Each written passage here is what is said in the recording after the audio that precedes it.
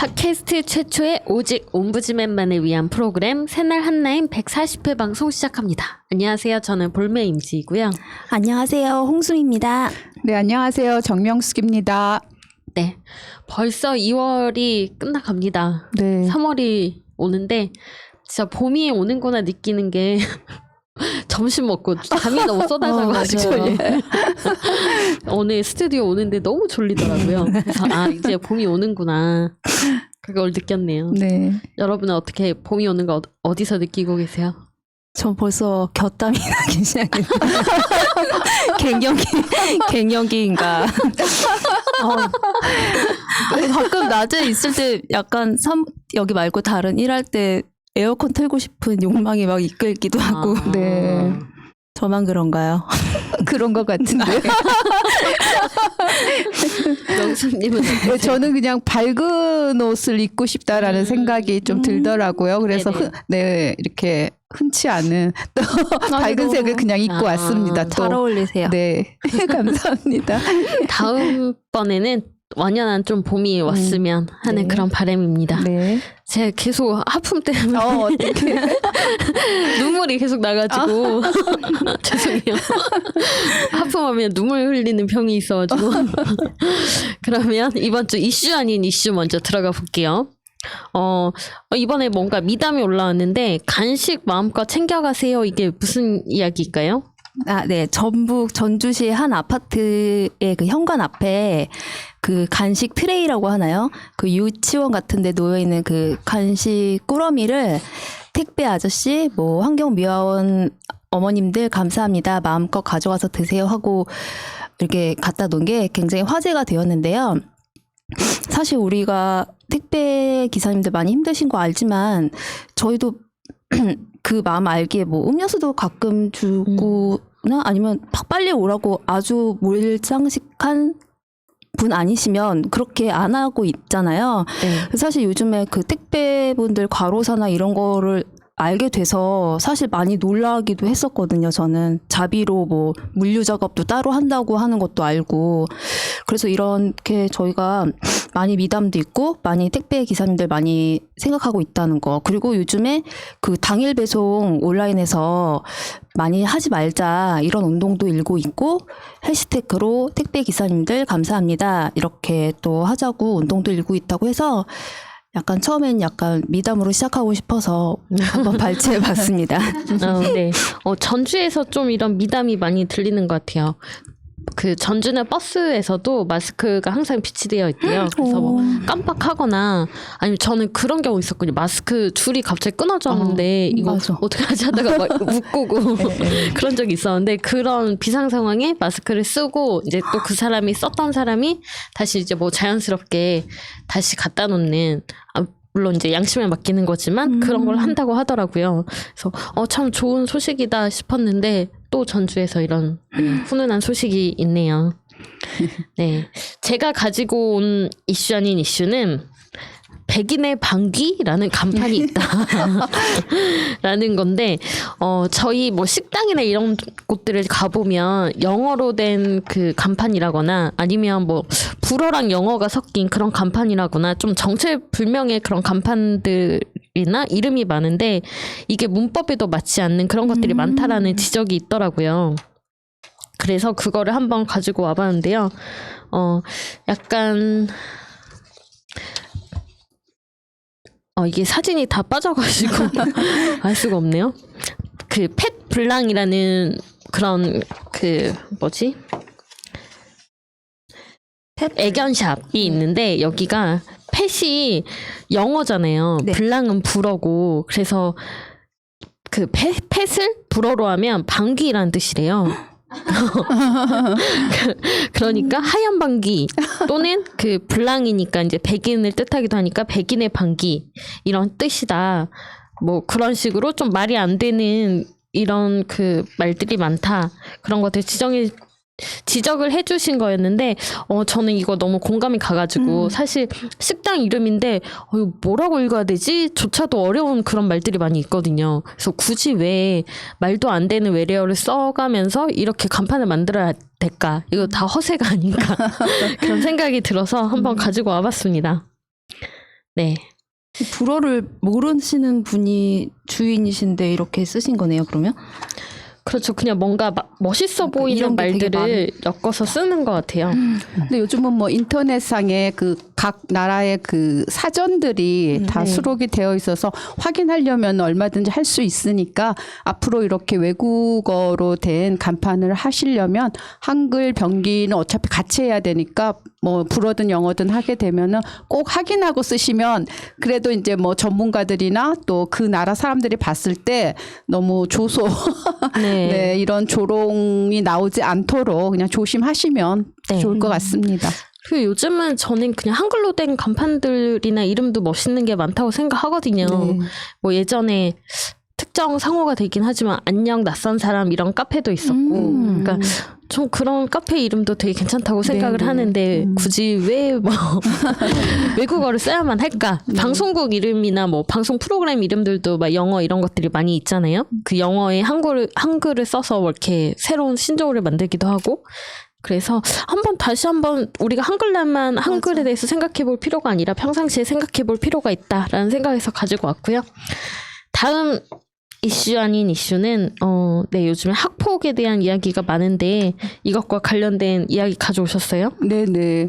그래서 요즘 많은 피해자들이 또 올리고 피해 상황 올리고 하는데 이게 학교에서 폭력이 일어났을 때 대처하는 것들이 되게 좀 일률적이면서 기계적으로 이루어지는 것 같아요. 그래서 그 뭐 학교 폭력 뭐 예방법 같은 것에서 보면은 뭐 학폭위 구성을 뭐 이렇게 자율적으로 그러나 거의 의무적으로 해야 되고 또 거기에서 나온 것들에 따라서 어떤 절차를 밟아야 되는데 그러다 보면 거기에 또 수긍하지 않고 또 소송으로 가는 경우도 있고 그러니까 굉장히 이게 더 번거롭게 되고 네. 거의 그 소송 만능주의로 가는 경우도 있고 그러다 보니까 피해자 측에서는 납득할 수 없는 그런 결과들을 또 보게 되는 거죠. 어떤 결과에 대해서 또 불복하면서 소송을 하게 되면 시간이 지나면은 뭐 생활기록부에 기재조차도 할 수 없고 또 어떤 사항들은 기재가 되어도 뭐 2년이라든가 그다음에 졸업하고 그다음에 없어진다거나 졸업하고 2년 이후에 또 어떠한 사항이냐에 따라서 그 기재 자체가 이제 소멸돼 버린다는 거예요. 그러니까 피해자 입장에서는 정말 마음속에 그 상처가 더 깊어질 수밖에 없는 상황들이 이게 계속 네. 이제 지금까지 오고 있고 앞으로도 이게 획기적으로 뭔가 변화가 있지 않으면은 더 그럴 경우인데 이게 학교 또 교육 현장이니까 이게 가해자를 무조건 또 할 수도 없고 이게 좀 난감한 점은 있는 것 같긴 해요. 그래서 근데 조금 이제 가해자 위주로 좀 가는 측면도 있고 그래서 이거야말로 좀 피해자 중심주의가 되어야 하지 않을까라는 생각에서 일단 가져와 봤습니다. 네, 선생님들이 그 학폭의 가해자라고 하더라도 이 학생들에 대한 얘기를 학생기록부에 거의 적지 못한다는 얘기가 또 같이 나오던데. 네, 그 경미한 사항 같으면은 그냥 아예 그냥 기재를 안 하고 그것을 좀 넘는다 조금 이게 중대한 사항 같다 하면은 기재를 하기는 하는데 이제 하시는 또 교사 입장에서도 제자라고 생각을 하면 이게 또 망설여지거나 네. 또 굉장히 마음에 편치가 않은 정서가 있는 것 같아요. 학교 폭력에 대해서 제대로 대처를 하지 못하면 큰 사고로 이어지고 진짜 네. 형사 사건으로까지 번지게 되는 것 네. 같거든요. 학생들 사이에서 너무 이게 학생들이 일으키는 폭력이야라고 의심이 될 정도로 굉장히 잔인한 폭력들도 많고 그래서 학교에서부터 학생은 학생이지만 그래도 같은 학생끼리 서로를 괴롭히고 이렇게 하면 안 되잖아요. 그 문화가 좀 너무 심해지면 안 되기 때문에 적절한 저는 제재가 있어야 된다고 생각이 들어요. 저도, 가해자 처벌도 좀 더 제대로 해야 되고. 네. 피해자로서 사는 건 굉장히 고통스러운 일이거든요.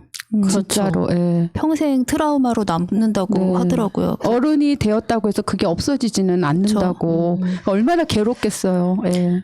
네, 그래서 유명인들에 대한 폭로가 나오는 것도 나는 이렇게 힘든데 어떻게 너네 TV에 나와서 그렇게 그렇죠. 웃고 이럴 수 있어 라는 그런 심정 때문에 또 많은 폭로가 이루어지고 있잖아요. 네, 그래서 학생 폭력, 학폭에 대해서 조금 더 지금 교육에만 신경을 쓸 게 아니라 학폭을 어떻게 근절할 건지, 어떻게 대처할 건지, 피해자들을 어떻게 좀 심리치료 같은 것도 해주고, 어떻게 보호할 것인지, 이런 논의들도 좀 적극적으로 이루어져야 될 것 같습니다. 네. 네. 그러면 이슈 아닌 이슈는 이렇게 3가지였고요. 이메일 보겠습니다. 허진성님이 보내주신 이메일입니다. 안녕하세요. 저는 올해 고등학교 2학년에 올라가는 학생입니다. 제가 이 글을 쓰게 된 이유는 역사교육 때문입니다. 새 학기를 시작하기 전 올해 제가 배우게 될 과목을 훑어보다 역사 관련 과목이 하나도 없다는 것을 알게 되었습니다. 따라서 저와 제 친구들을 비롯한 후배들이 앞으로 이끌어갈 이 나라의 미래를 위해 청와대 국민청원에 글을 남기게 되었습니다.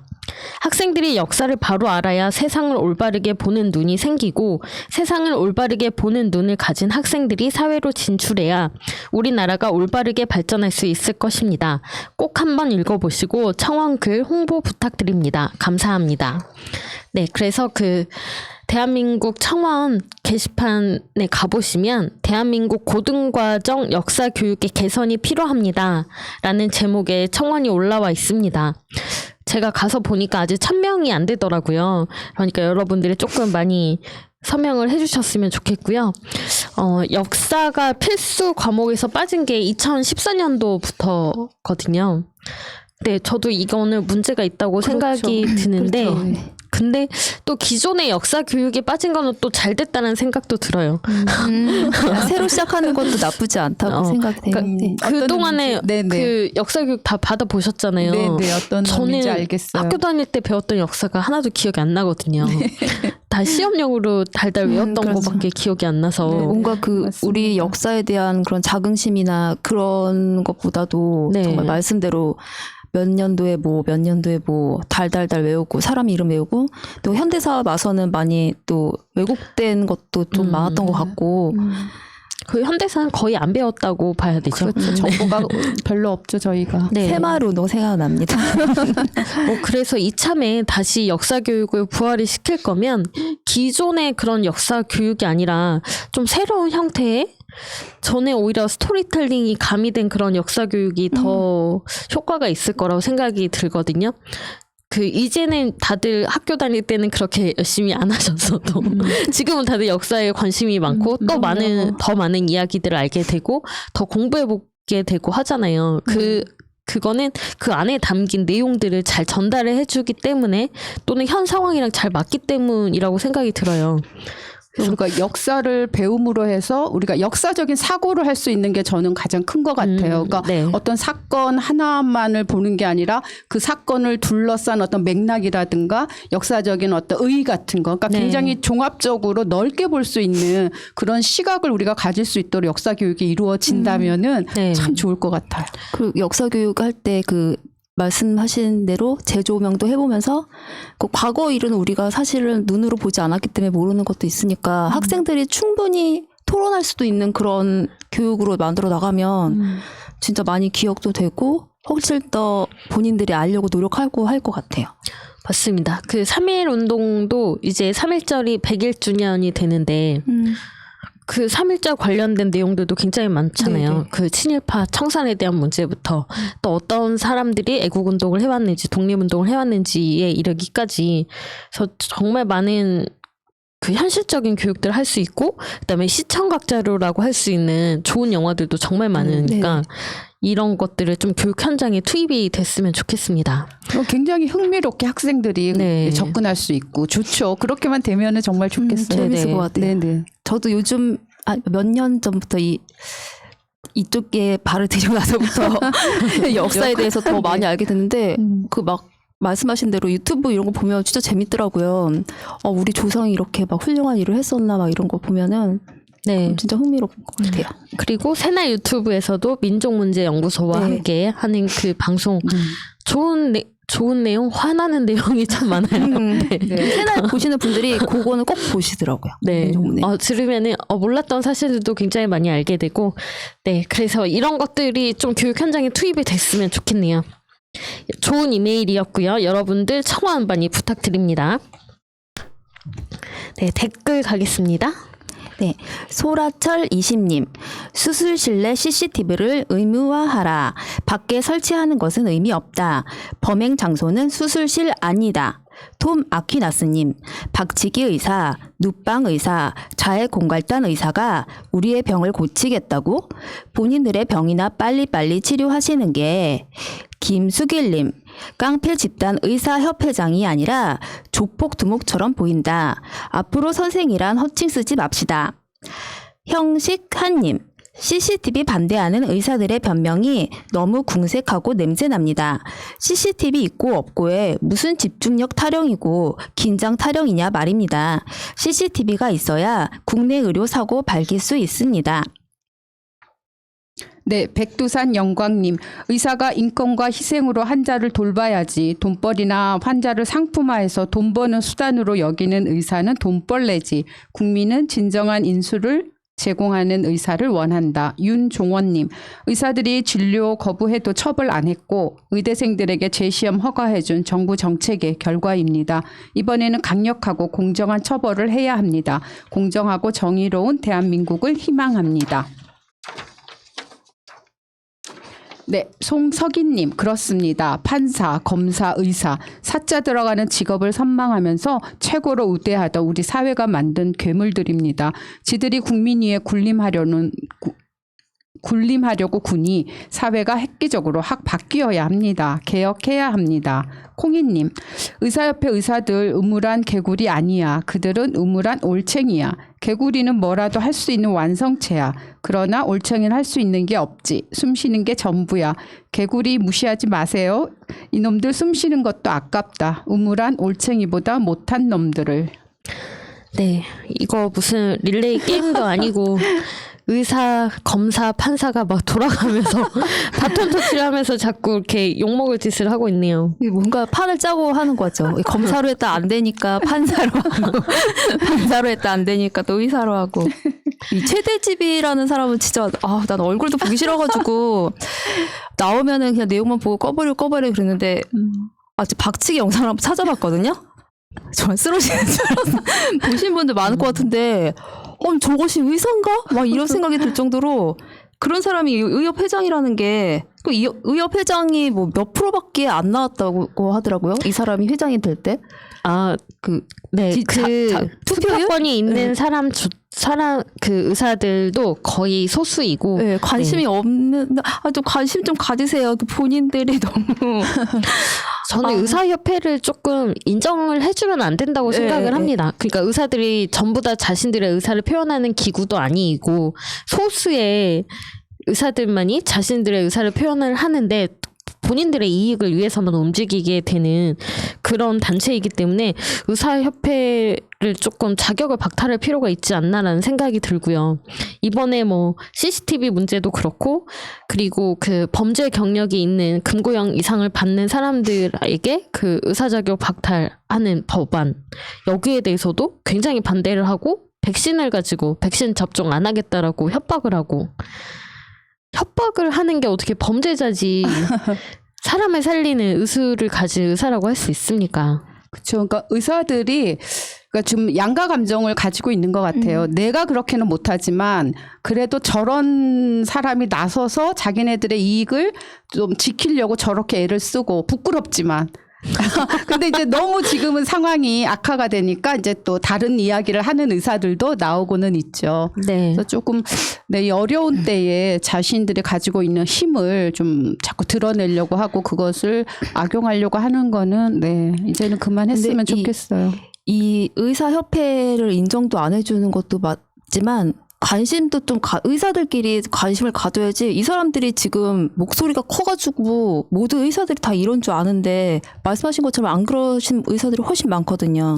예, 1차 파업 때도 이 사람들이 해서 저는 내일부터 병원 어떻게 되나 했더니 다 하고 있어. 동네 병원도 다 하고 있어. 자기네들만 계속 안 한다고 목소리 크게 외치고 그런 거 있는 것 같아요. 네, 투표권을 가지려면 회비를 내야 되는데 그 회비가 너무 아깝다고 하더라고요. 네, 그래서 돈 많이 벌지 않나요? 그래서 다른 의사분들이 협의를 안 내고 활동을 안 하시는 그런 좀 부작용이 있다라는 얘기를 드리고, 저는 그 의사협회의 이런 행태들을 보면서 아 진짜 건강해야겠다라는 다짐을 했어요. 이런 의사들이 어느 병원에 어느 과에서 의사로 근무하고 있을지 모르기 때문에 그 사람한테 제 몸을 맡기고 싶지 않더라고요. 네. 그래서 진짜 건강해야겠다라는 거를 엄청 다시 이번에 또 하나 든 생각은 되새겼어요. 이 의사협회가 되게 소수라고 했잖아요. 네네. 그 중범죄 이상도 소수잖아요. 다 지네들 아닌가. 그런 저의 내피셜을 해봤습니다. 근데 어쨌거나 이번 사건으로 인해서 좀 그 수술실내 CCTV에 설치하는 것들에 대한 관심이 더 고조가 됐고 네. 또 그거에 대한 논의를 더 하겠다고 하고 이제 어느 정도의 우리 기대할 수 있는 여지를 줬잖아요. 그래서 네네. 그거는 굉장히 좋았어요. 네. 의료사고가 나면 그 의료사고를 입증하는 건 환자와 그렇죠. 피해자들의 몫이잖아요. 맞아요. CCTV도 없는데 그 의사와 간호사들로만 이루어진 병원 내에서 어떤 증거를 찾을 수 있겠습니까? 그러니까 CCTV는 반드시 의무화돼야 된다고 생각이 듭니다. 그리고 이번에 제가 오기 전에 잠깐 기사를 봤더니 미국 같은 경우는 의사들의 신상이 다 공개가 되더라고요. 이 사람이 어떤 지역에서 어떤 그 의료 관련해서 뭐 사고가 있었는지 그러니까 그 사람에 대한 모든 정보가 있기 때문에 네네. 피할 수도 있고, 네, 그래서 우리도 그게 참 필요한 시점이라고 네. 생각을 하는 것 같아요. 왜냐면 우리나라는 그 동네 병원도 굉장히 많고 네. 또 좀 큰 의원들도 굉장히 많기 때문에 그런 정보들이 제공이 된다면 고를 수 있는 곳들이 또 많아지는 그렇죠. 거죠. 네. 드러나지 않아서 그렇지 사실 우리가 일상적으로 듣는 얘기만 해도 이게 많거든요. 의료 관련해서. 네네네. 네. 네, 그렇습니다. 다음 이어갈게요. 김영민님. 저는 50 중반의 여성인데 참으로 궁금하고 신기한 것이 윤석열에게도 지지율이 있다는 겁니다. 부인, 장모가 해놓은 거 보면 대추나무 대추 열린 듯 주렁주렁. 그런데도 수사도 안 해. 그래도 지지한다. 왜? 한국 사람들일까? 혹시 외국인들 아닐까? 이나영님. 윤석열 가족사기단 구속 수사하라. YS님. 신현수? 검사들 대단하다. 과거 검사 나부랭이들이라고 불리던 시절이 있었는데 의사 나부랭이 이놈들도 마찬가지고 한숨만 나온다. 네, 윤석열을 지지한다라는 거는 윤석열에 대해서 잘 알기보다는 어쩔 수 없는 그런 또 콘크리트 지지층이 양쪽에 다 있기 마련이니까 그냥 지금 문재인 정부와 뭔가 반대되는 일을 하는 사람, 반기를 드는 사람 그런 이미지로서 지지를 하는 거겠죠. 네, 그렇습니다. 박근혜도 그때 탄핵할 때 지지율이 4%였습니다. 어디나 그런 게 있다는 게 이명박 박근혜를 뽑은 사람들이 있으니까요. 네. 아니 이제 4개월 정도 남은 거죠. 3, 4, 5, 6? 7월 달, 네네. 7월 달. 7월까지니까. 네. 뭔가 선전 포고하시는 두고 보자. 나오기. 계속 할게요. 네, 변짱구님. 비겁해 보이는 조남관. 이런 인간이 검사여? 판단이 없는 인간이 윤짜장과 손을 잡으니 배는 게 없는 눈뜬 장님. 전승희님. 민주당의 속도 조절 얘기하는 것들 다 수박이다. 검찰 출신 민주당 의원들 누군지 다 알고 있다. 똑바로 하라. 검찰 개혁 빨리 하라. 윤종원님. 안에는 임은정, 밖에는 공수처. 국민들에게 봉사하는 진짜 검찰이 나타나기를 기원합니다. 유하이다님, 수사권을 부여받은 임은정 검사님, 민주시민의 기대에 어긋나지 않게 공정하고 양심에 위반되지 않는 직무를 해주세요. 검사님 믿습니다. 네. 임은정 검사님 같은 다른 검사님들도 분명히 존재할 거라고 생각합니다. 네. 그런데 위에서 가로막고 있고, 그다음에 그들만의 카르텔 내에서 목소리를 낼 수 없는 검사들이 많이 있다고 믿고 싶고요. 그런 분들이 열심히 좀 수사권을 이제 뺏기겠지만 일할 수 있는, 열심히 기소할 수 있는 그런 검사들이 되셨으면 좋겠네요. 네. 저는 이번에 공수처에서 그 수사관들이나 검사들 모집할 때 생각보다는 많이 지원들을 했다고 했잖아요. 그러니까 저는 혹시 그 검찰청 안에서 목소리를 내지는 못하지만 나름대로 또 어떤 그런 의식을 가지고 있었던 그런 사람들이 이쪽으로 빠져서 이렇게 좀 경쟁하듯이 하면서 일을 하려고 하지 않을까 뭐 이런 좀 기대도 되긴 하던데 네네. 네 어떨지 모르겠네요. 얘기를 사실. 들어보니까 네. 저쪽 우리하고 다른 나라 사람들이 자꾸 한동훈 검사가 자천돼서 굉장히 억울해하고 있다고 그런 식으로 막 계속 옹호하는데 사실 이렇게 이문정 검사나 우리가 알고 있는 서지원 검사 또 다른 그 공정한 검사들이 윤석열 때문에 또 승진하지 못하고 말도 못하는 그런 억울한 면이 굉장히 억눌려 있었던 게 굉장히 많았을 것 같아요. 그래서 공수처에도 많이 지원하고 제가 볼 때는 그게 더 다수일 거라고 믿습니다. 진짜로. 네. 뭐 자천된 게 아니라 어쩌면 한가하게 조금 여가 시간을 보내고 계신 거라고 생각할 수도 있겠죠. 어차피 휴대폰 까지도 않는데. 네, 계속 할게요. 네, 김서국님, 임명직과 선출직의 관계, 그 관계를 정상으로 돌리려는데 언론들과 언론 사주들이 민주화를 방해하고 자본주의를 해태한다고 봅니다. 토지, 노동, 자본을 인정하지 못하면 헨리 조지가 이야기한 토지 단일세로 가야지요. 단디 하세요, 선출직들. 야호 0026님, 자기들끼리만 파이를 먹어야 많이 먹고 배 터지게 살 텐데 우리 모두에게 파이를 나누어 준다고 하니 아깝겠죠. 562석채님, 국민의힘당의 설립 목적이 국민으로 하여금 정부를 불신케 하고 집권 정당이 발의한 법안은 무조건 반대하면서 실행하지 못하도록 막아서 국민들의 삶을 궁핍게 하도록 당원으로 만들었나 하는 그런 생각을 해보게 됩니다. 네, 국민의힘의 당원은 우리끼리 잘 먹고 잘 살자이겠죠. 지금 근데 그렇지 않은 정책들이 나오기 때문에 반대를 하는 것이고 내 기득권을 자꾸 뺏어가려고 하고 나한테서 세금을 더 거두려고 하니까 그래서 이런 식으로 나타나는 게 아닌가라는 생각이 듭니다. 예전에 뭐 로마 시대나 이럴 때도 귀족들이 우리나라 시대도 마찬가지고 양반들에게서 뭔가를 뺏어가려고 할 때, 양반들에게서 뭔가에 더 돈을 더 거두려고 할 때 굉장히 큰 분란이 일어났잖아요. 그거랑 마찬가지라고 저도 생각합니다. 계속 갈게요. 정병창님, 2020년 10월 수십 년간 검증된 독감 백신이 위험하다고 그런 백신을 전 국민에게 맞힌다고 기자들이 들고 일어났죠. 2020년 12월 검증도 되지 않은 코로나 백신을 확보하지 못했다고 또 기자들이 들고 일어났죠. 2021년 1월 검증도 되지 않은 코로나 백신을 국민들에게 맞히려고 한다면서 또 기자들이 들고 일어났죠. 다 다른 기자들 같죠? 아닙니다. 최소한 같은 언론사 내부에서 서로 얼굴을 마주보고 있는 것들이 상황에 따라서 정부를 공격하기 위해서 난리친 겁니다. 진짜 기레기들이죠. 소원면 어운돌림. 박영선 전 장관님이 고민한 이유가 일본에게 주사기를 팔면 주사 후 문제 발생 시 주사기의 원인도 아닌데 원인인 양 부풀려서 세계에 방송하고 한국은 불량 주사기 판매했다고 떠벌릴 게 뻔하고 또한 기업 이미지 타격으로 수출길 막아버릴 위험도 있어요. 그 밖에 순수 혈통 일본인만 주사하고 재해교포는 여유 있을 때 아니면 아예 주사 안 할 수도 있는 상태고 일본이란 나라는 그러고도 남을 국가임. 네, 정병창님 말씀처럼 기자들은 일관된 태도가 없어요. 그게 참 문제입니다. 자기가 한 기사를 자기가 금방 또 반박하고 또 다음날 또 반박하고. 지난번에도 저희 포항 죽도시장이었네요. 네네. 한산하고 북적이고 다 몇 시간 만에 같은 기자가 그런 것도 있었고 이런 기사들이 굉장히 많죠.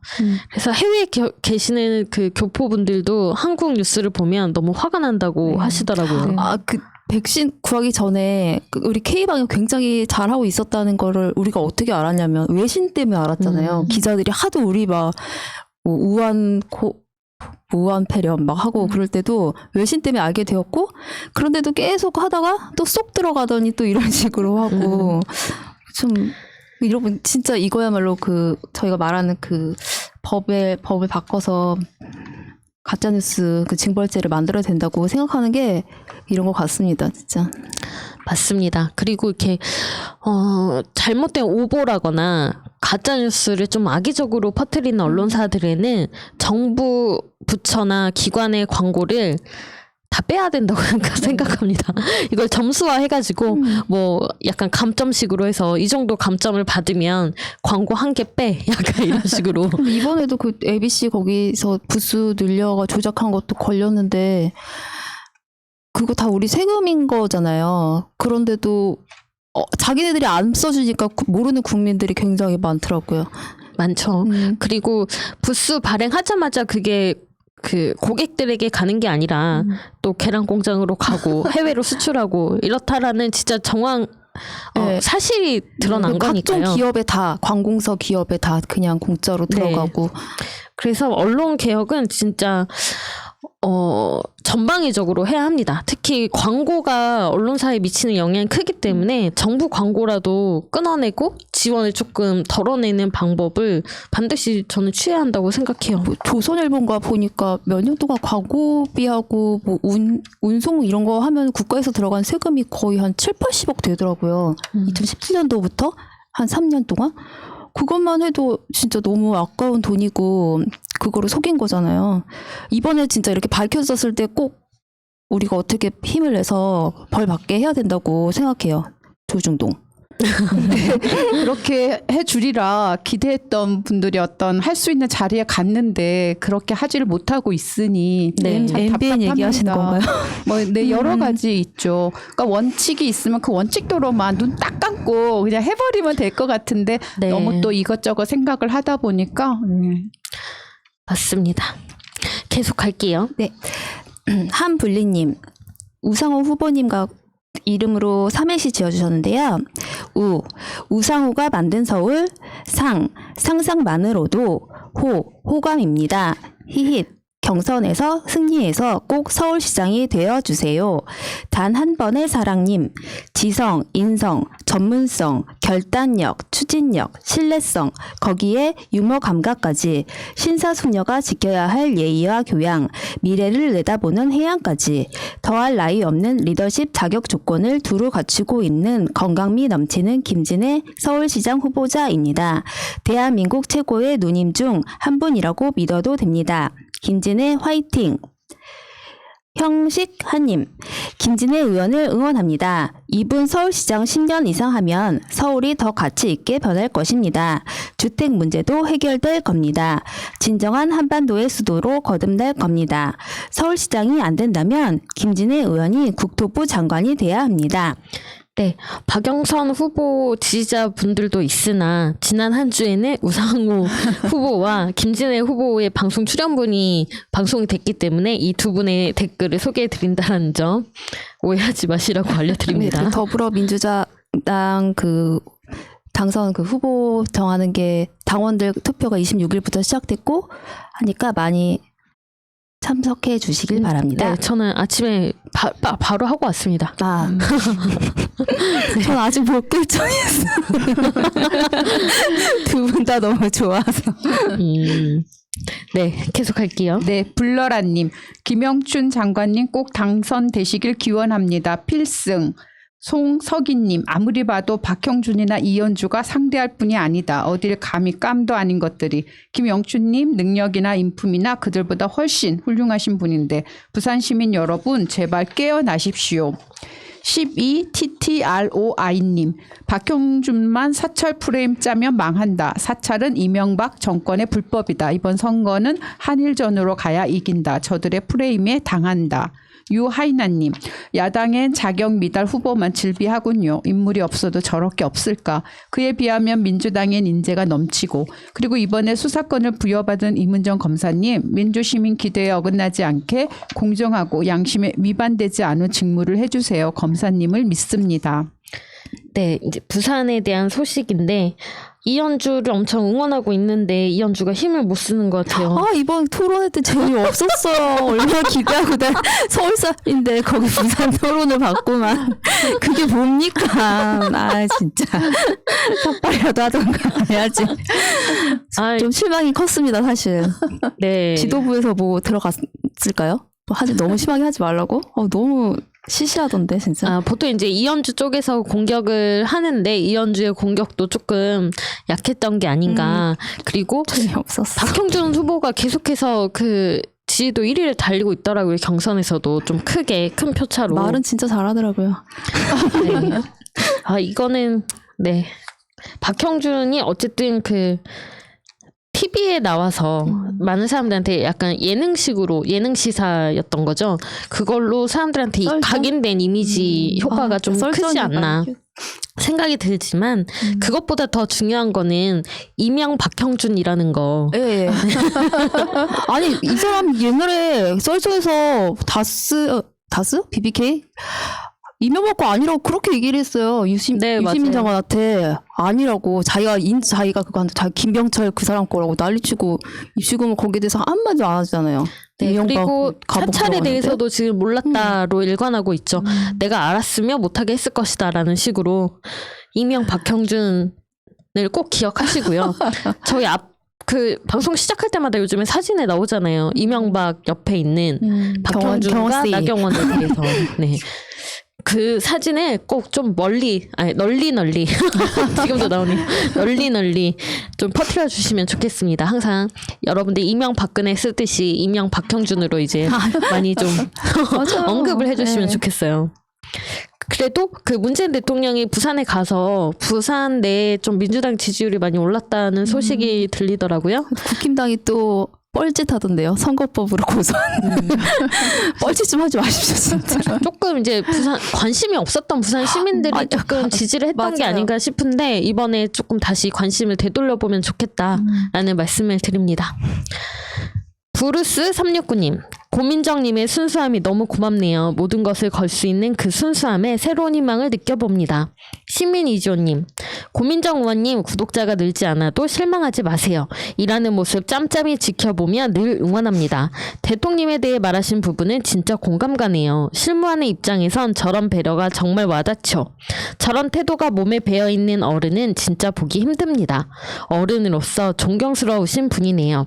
사랑 사람 3님, 대한민국이 전 세계 리더 국가가 될 수 있는 것은 깨어있는 국민이 있기 때문입니다.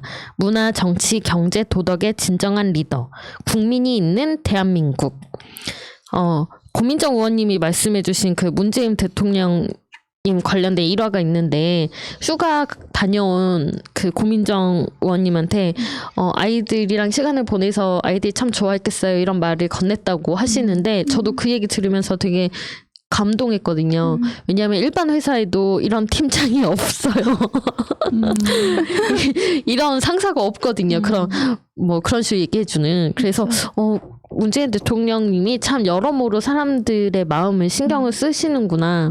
그거는 이렇게 생각한다고 해서 맞아. 그냥 의식해서 한다고 나오는 말들이 아니거든요. 그래서 형식적으로 잘 다녀왔냐 이게 아니라 진심으로 물어보는 네. 그게 느껴져서 혹시 못 보신 분들이 있다면 청국장에 고민정 의원님 나온 편 네. 한번 다시 봐보시길. 그 편 굉장히 풋풋하더라고요. 네. 젊고 재밌고 예쁘신 시간이 너무 분들이 빨리 많이 가더라고요. 나오셔서. 네. 계속할게요. 네. 이승훈님, 이수정 교수 글이 갈 데가 없던가? 범죄자 심리는 잘 알면서 국민의 심기는 전혀 모르냐? 실망을 넘어 배신을 느낀다. 양현명님, 미얀마 유혈 사태를 보면서 새날의 소중함과 끼어있는 시민이 계속 더불어민주당을 지켜야 한다고 뼈저리게 느낍니다. 그리고 조연천 잡아와야 하고요. 신님, 송 작가님 방송 날마다 재밌게 듣고 있습니다. 그냥 기분이 좋아지는 방송입니다.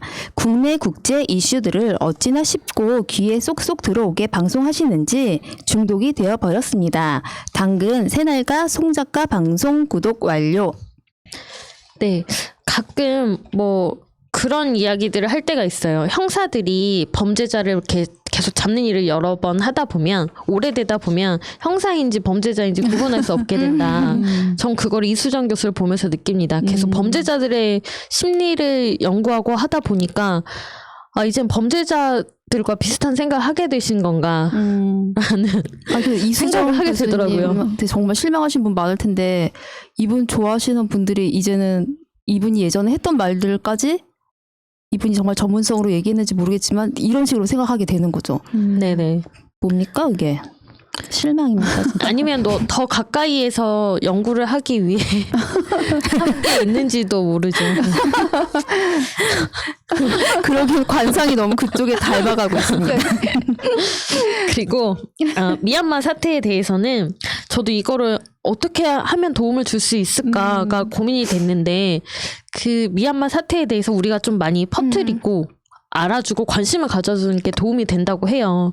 그래서 페북에 보면 저 페이스북 같은 거 보면 이제 미얀마 소식들이 가끔 올라오는데 그거를 조금 더 적극적으로 공유해야겠다라는 생각이 들더라고요. 이 미얀마 국민들에게는 SNS나 말씀하신 그런 인터넷 링크 같은 걸로 많이 퍼뜨려 주는 게 가장 큰 무기라고 하니까 이게 정말 우리나라 옛날에 그 5.18하고 네네. 비슷해서 그 영상 보시면은 정말 깜짝 놀라실 것도 되게 많거든요.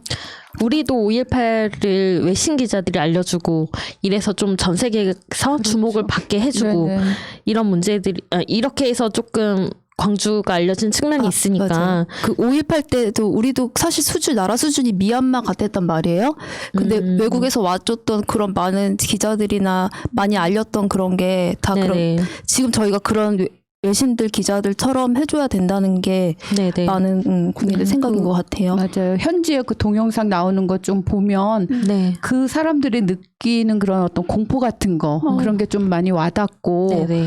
네, 빨리 좀 제대로 수습이 됐으면 좋겠다는 생각이 드는데 굉장히 그 국제사회에서 뭔가 제재라든가 뭔가를 해도 네, 그거에 대해서 굉장히 반발을 하면서 지금 나오고 있더라고요. 네, 많이 알리고 저희가 많이 알리고 여러분들도 많이 방송 보시면 꼭 조회수 올려주시고 공유 많이 해주시길 바랍니다.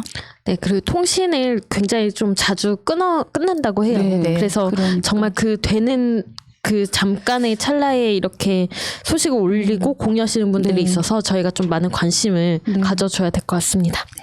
네, 계속 갈게요. 네, SWOO 남님. 아직도 새날같이 좋은 방송이 있는 줄도 모르는 시청자가 많으니 널리 홍보해서 지상파에 나오면 좋겠습니다. 특히 민족문제연구소의 방송도 일주일에 한 번이라도 친일을 단죄하는 마음으로 진행되길 바랍니다. 지금이라도 반민특위를 구성하여 반민족 행위자에 대하여 프랑스처럼 철저하게 단죄하였으면 합니다. 서로서로 곳곳에 친일파의 후손들이 온통 카르텔을 형성하고 있네요. CU 목동 아카데미님, 홍진기가 아버지, 홍나이가 누나인 홍석조 회장이 점주여서 너무 명구스럽네요. 국대 떡볶이 김상현 씨 편 방송 생각도 났어요. 항상 열일해 주시는 민족문제연구소 응원합니다. 저도 이제 집이랑 가까운 편의점이 CU라서 네. CU를 좀 자주 가는 편인데 네. 이번 방송에서 그 홍석조 회장이 CU의 회장이라는 얘기를 듣고 굉장히 고민이 되더라고요. 이런 사람의 배를 계속 불려줘야 되나. 근데 또 그 편의점 점주들은 잘못이 없잖아요. 그렇죠. 네. 다 네. 따로따로 나와 있으신 이 회장이 점주들이니까. 또 친일파의 후손이다라는 것도 알 수 없는 거고 알 수 없으셨던 거고 그래서 점주님들 힘내십시오. 저도 홍씨지만 몰랐습니다. 이러지 마시죠. 지금이라도 단죄를 그런 것도 되게 문제가 많네요. 불매 운동할 때도 좀 그러니까요. 어쨌든 누가 친일 행적을 했고 또 해왔고 그렇게 불린 자산으로 인적 자산, 물적 자산 다 포함해서 그걸로 현재 또 어떤 위치에 처해 있는지 이거는 우리가 알고는 있어야 될 것 같아요. 네, 그래서 이런 거에 대해서 좀 우리가 다시 그 친일 21세기 친일 이런 것도 좀 약간 명단 같은 걸 만들어야 되지 않나. 요즘에 하도 그런 애들이 많아서 좀 막 생각이 들어요. 네, 좋은 지적이시고요. 대표적으로 윤서인도 있고 윤서인 구속 들어갔나요? 지금 열심히 싸우고 계신 변호사님이 계시죠. 네, 여기까지 여러분들의 댓글이었고요. 감사합니다. 오직 공감뿐 사연입니다. 코로나 이후 오랜만에 머리 자르러 처음 보는 미용실을 갔는데 제 커트는 30대 여성분이 해주셨고 거기 원장이라는 분은 동네 아주머니 한 분을 파마 중이시더라고요. 그런데 제 머리를 잘라주시는 분이랑 얘기하는 도중에 퇴근 후에 운동하는 게 낫지 아침에 잠도 모자란다 그랬더니 원장이 옆에서 듣고는 밤에 그거 다 헛짓거리 하느라 그렇지 바로 잠자버리면 되는 걸 헛짓거리를 왜 해? 라면서 저를 보고 그렇게 말씀하시더라고요. 그래서 하루 24시간 중 잠자고 일하고 4시간도 필요한 거다라고 했더니 자기는 일하는 시간이 제일 좋다면서 직원분이 다급하게 저한테 원장님이 좀 특이한 케이스죠? 라길래 사장이랑 직원 입장은 다르죠? 했더니 계속 밤에 헛짓거리 말고 바로 자야 된다고. 일하고 퇴근해서 친구랑 만나는 시간이나 자기 개발이나 드라마도 볼 수 있는 거죠? 했더니 그게 다 헛짓거리랍니다. 그러고 나서 직원분이 화제 돌리려고 저한테 결혼 작사 이혼 작곡 드라마 보냐길래 제가 그거 봤다. 바람 피우는 장면 너무 열받아서 라고 했더니 또 원장이 아이고 욕은 하면서 그래도 잘도 보면서 이러는 거예요. 어쨌거나 말끝마다 핀잔에 머리도 망치고 기분이 안 좋네요. 원장님 가정에 우환이 있으신가요? 아, 참. 밤에 무슨 헛짓거리를 한다요? 헛짓거리 뭐 한다? 나 이해를 못하겠네. 밤에 하는 모든 행동은 헛짓거리인가 봐요. 밤에는 잠만 자야 된다. 아, 돈 벌고 잠이나 자라 막 이런 건가? 너무 옛날 분이신가 봐요. 그 밤에 밤 되면 전기 안 들어와서 잠만 자야 했던 그 시대 분이 아니신가 싶은데요. 아, 근데 미용실하면 그래도 젊으신 손님들도 많고 교육도 많이 다니시고 하니까 아, 뭐 사람 인성이란 어떻게 할 수 없겠지만 이분의 문제는 그건 것 같습니다. 그냥 나보다 더 어린 사람이라고 해서 조금 쉽게 얘기하는 게 아닌가 싶어요. 밤에 당연히 그 사람마다 일정이 있을 수 있고 여러 가지 일들을 할 수 있는데 뭔지 알 것 같아. 다 헛짓거리다 막 이렇게 얘기하고 아유 뭐 드라마 막장 드라마 사실 욕하는 재미로 보는 거잖아요. 왜 근데 우리가- 욕하면서 볼 거 다 보네. 우리가 아프다 그러면 좀 나이 드신 분이 네가 나이가 몇 갠데 아프냐 막 이런 거 얘기하는 거나 마찬가지인가? 나도 아픈데 그렇죠. 아픈데 나이가 어디 있습니까? 지하철에서 막 젊은 게 왜 앉아 있어 막 이런 거? 맞아요. 그런 분들도 있죠. 그러면서 또 이렇게 그 임산부 배려석에는 자기가 앉아 있고 네, 뭐 나이 드신 남자분들도 앉아 있고 나이 드신 여자분들도 앉아 있고 참 이럴 때 근데 뭐라고 그 대받아치기는 좀 어려운 것 같아요. 괜히 더 싸움만 나고 나한테 머리 안 해. 그러니까 조금 무례하신 분들이 네. 좀 많이 있으시네요. 곳곳에. 예전에 제가 지하철을 이제 딱 타서 자리를 딱 앉았는데 어떤 분이 내가 다리가 아프니까 내가 좀 앉아야겠다고 하시는 거예요. 그래서 죄송합니다. 저도 그때 조금 다리가 좀 연골 요런 쪽이 좀 해서 죄송합니다. 저도 조금 불편해서 죄송해요 이랬거든요. 그랬더니 나이를 얘기하고 그러는 거야. 네 부모가 그렇게 가르쳤니? 막 이러는 거예요. 그래서 너무 놀랬죠. 그래서 너무 무례하시다고 얘기를 했어요. 그랬더니 뭐 계속 이제 혼자 막 그러는 거예요. 그러니까 옆에 사람이 일어나서 일로 앉으세요 하니까 얼른 앉으시더라고요. 그래서 굉장히 무례하다. 이게 이렇게 그러니까 선의에 호소하는 거잖아요. 그러면은 반드시 그렇게 해줘야 될 의무는 없잖아요. 근데 나도 그때 불편해서 뭐 내가 손해를 보면서까지 또 그거는 또 어려운 상황이고 그렇게 해서 앉아 있다가 아주 봉변을 당했습니다. 부모님 교육까지 나오고 자리 양보는 이제 알아서 해주는 건데 그거를 엄청 이렇게 눈치를 주시는 분들이 그런 분들이 있어요. 있고, 예전에 그 신동엽 씨가 방송에서 한번 했던 얘기인데 사실 고등학교 때인가 뭐 그렇대요. 그때 버스를 탔는데 어떤 이제 할머니인지 할아버지인가가 자꾸 아유 뭐 젊은 것들이 뭐 자리도 안 비켜주고 약간 이런 식으로 얘기를 하셨나 봐요. 그래서 신동엽이 얼른 자리를 그 양보를 해드리고 내릴 때 쩔뚝이면서 내렸다고. 아 웃긴다. 아니 근데 진짜 자리나 이런 지하철을 탔을 때의 그 어른들이 굉장히 무례해요. 그러니까 이게 또 한 경우인데 이제 제가 이제 미국에서 조카랑 동생이 와서 같이 이제 시내를 나갔다가 들어오는데 그때 조카가 어렸어요. 어리고 이제 속이 안 좋았는지 얼굴도 하얗고 이제 자꾸 구역질 같은 걸 하려고 해서 그 자리가 없어서 경로석에 자리가 있어서 걔를 거기 앉혔거든요. 거기를 앉혔다고 어떤 분이 오셔가지고 애가 여기 앉으면 되겠냐고 경로석인데 아프다고 안 했는데. 그래가지고 너무 진짜 달리 뭐 어떻게 얘기는 하지 않았고 그냥 아기가 아파서 그렇습니다라고만 했는데도 네. 굉장히 불쾌하시더라고요. 그래서 굉장히 무례하다. 저는 어른들이 하죠. 네 진짜 이렇게 너무 무례한 경우가 있어서 네. 저는 그런 거는 정말 없었으면 좋겠다라는 생각을 근데 했죠. 너무 아프고 그러면은 저는 경로석에 앉거든요. 막 병원 갔다 오거나 그렇죠. 이러면 너무 네, 아프고 그러면 네, 맞아요. 네. 저도 앉을 때가 있었어요. 네, 너무 몸이 힘들어서, 힘들고 네, 아플 아플 때는. 때는 안 돼. 노약자석이니까 네, 노약자 아프신 분들 아픈 사람 네. 아무튼 네 뭐 미용실 아줌마 얘기하다가 그러니까 왜냐하면 이게 기본적으로 그렇죠. 기본적으로 노인네들. 예, 이게 무례한 행동이니까 맞아요. 예. 다른 사람들의 삶의 태도도 있는 거니까 삶의 방식도 있는 거니까 그거를 다 존중을 해줘야죠. 내 방식만이 옳고 내가 항상 옳다라고 생각하면 혼자 사셔야죠. 이렇게 손님들 상대하면서 미용실을 하시면 안 됩니다. 손님들한테 왜 피해를 주세요? 나 내 머리 잘랐으면 나 무서워서 말 못했을 것 같아. 귀 잘릴까 봐. 나름대로 이제 좀 젊어 보이고 하니까 뭐 친해지고 싶어서 그렇게 하셨겠다를 이해는 해도 이런 거는 절대로 하시면 네. 네. 네, 여기까지 오직 공감분 사연이었고요. 오늘 새날 한라인 140회 방송은 여기서 마치도록 하겠습니다. 감사합니다. 감사합니다. 감사합니다. 댓글 많이 달아주세요. 바이러스에게는 마스크가 없다. 어서 가자 바이러스보다 먼저. 그러니 내일보다 먼저 가자. 우리들의 희망을 형제이게 하자. 설령 그것이 내일이라 해도 현재로 저들을 물리치자. 바이러스에게는 마스크가 없다. 어서 가자 바이러스보다 먼저.